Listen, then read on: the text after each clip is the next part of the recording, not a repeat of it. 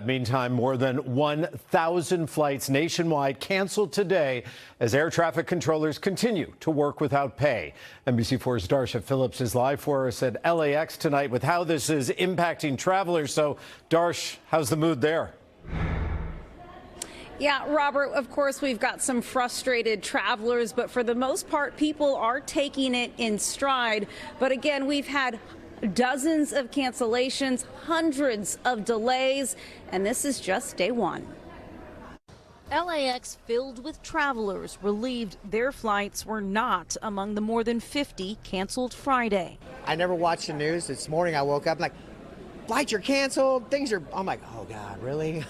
I was a little bit nervous with all the news and everything going on, but everything was actually quite smooth for us today. However, hundreds of passengers, like Sean Bankson, got the dreaded text. We came to Disneyland with my family and we were getting off a ride and got a notification one of our flights got canceled. Sean and his family had to rebook another flight. Thankfully, it all went smoothly. It was relatively easy. We panicked for 5 minutes because the flight got canceled and you know what's going on, but Southwest made it pretty easy to change it. 40 of the nation's busiest airports were impacted by the FAA's 4% reduction of flights, done to ease the workload for air traffic controllers who've been working without a paycheck since the government shutdown. LAX was one of the airports with the most cancellations. We're kind of rolling with what the government tells us we can and can't do right now. Flight attendants on planes telling passengers to be patient, reminding them much of what is happening is out of their control.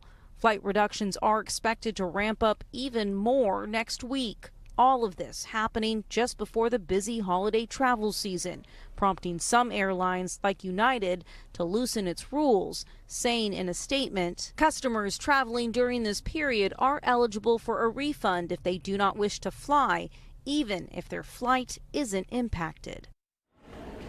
And Robert, today's flight reductions just represent a 4%, and it's going to ramp up next week. 6% on Tuesday, 8% by Thursday, and 10% by November 14th.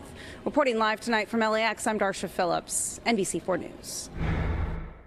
And we, of course, will continue to follow the very latest developments on the government shutdown. Right now on our NBC LA app, we have live updates of the flight cancellations. As well, you will also find there a list of food banks where you can get food. All you have to do, download our app or go to NBCLA.com.